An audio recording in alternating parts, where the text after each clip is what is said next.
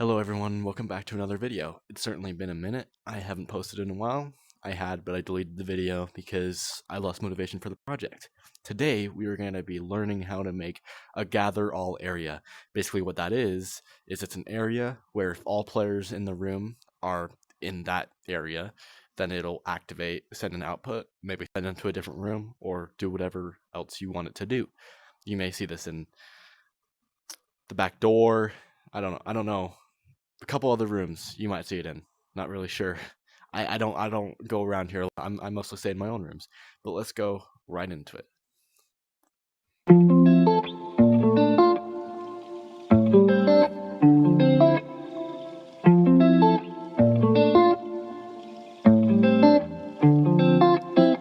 Alright, so here we have the complete basics for the base chips you'll need for this little project here. You can find them all by just searching up the names in the palette and in the search section, which is over here in this corner.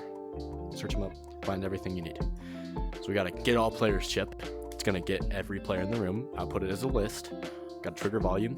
That's to detect how much players are in the area. And the beacon. That's to kind of outline the area. So you can see we have the beacon down here to outline the area.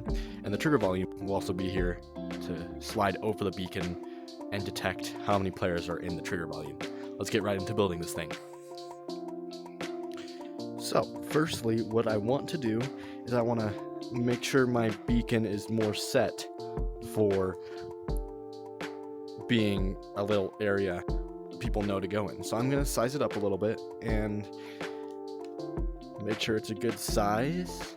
That's the size I think I want. And then I'm going to bring the trigger volume over here and I am going to line it up with the beacon and I'm going to size it to be roughly the same size as the beacon.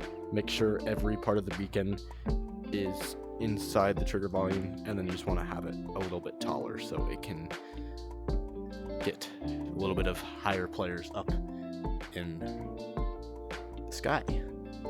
Alright, so we're going to get to the first circuits part of everything. So what we want to do first is try to get a grasp of how many players are in the trigger volume compared to how many players are in the room. So what we're going to get is a list get count. We're going to get 2 of them. And we are going to connect the player port of the trigger volume and the get all player port of the trigger volume to the 2 separate list get counts. Now what we're going to do is get an equals. Again, you get it just by searching it up in the menu. You have our equals. And we're going to connect these 2 up.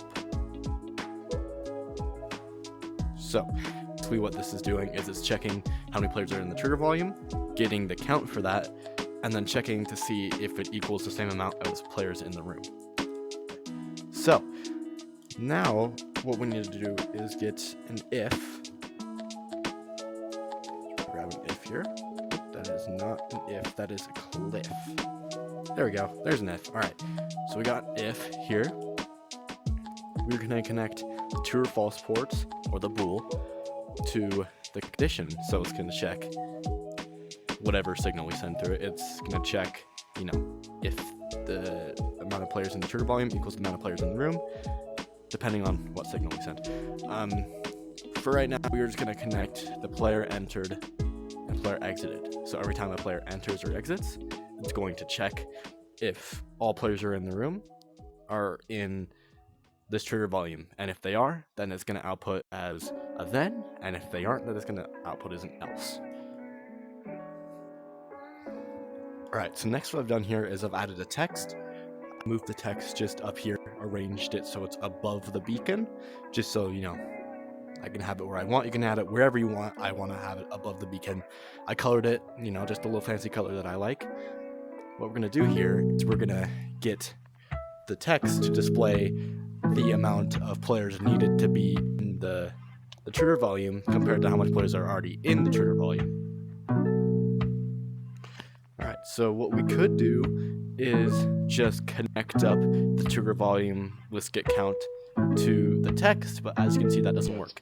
What we're going to get is a toString. You can find it in the MakerPen palette. What the toString does is just converts any value that's not a string to a string. So connect that up and connect that right there. So now see, it's going to change the text to say 0. We don't want that though. We want it to say 0 out of how many players you want to be in there. So what I've done here is I've gotten a string format. The string format is a kind of difficult chip to explain. It's not that complicated, but it's sort of difficult. So basically what it does is it just formats the values that you connect to it the way you want it to. So the format over here, you connect that, or you select it, and you can type the format you want your text to be in. So I want this first value,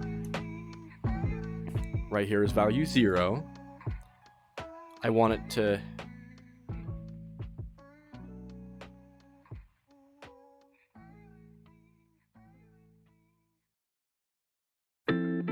so have it arranged like that, and then we're going to configure the chip.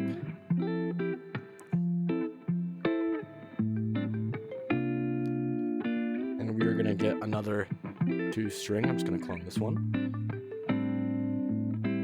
And we're going to connect it up to how many players are in the room.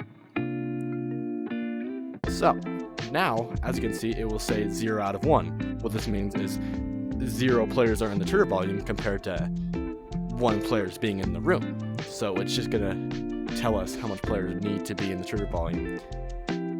So we can kind of make, Alright, now we just need to wait for this text to change. What I'm going to do is I'm going to get rid of these and connect them up here.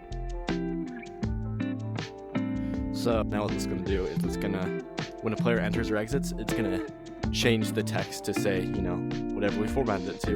And then after, it's going to check if it meets the requirements we put down here.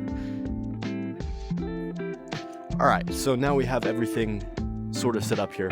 This should work. I will show off how it works in a second. The last thing you want to do is connect up the then or else to a chip. You can have it to send someone to a room. You can have it to turn on a light, move a piston, anything you want, you can have it. So once all players are in the area that we have here, it will send out a then. So for whatever you want to do, if you want to send someone to a room, anything that you need to do, or you want it to do after everyone's in the trigger volume, connect it to the then. What I wanted to do is just change the text that we've got up here. I want to change the color to green.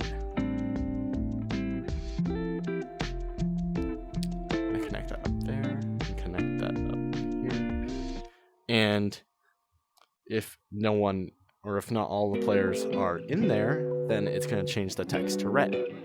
So let's go ahead and check out how this works.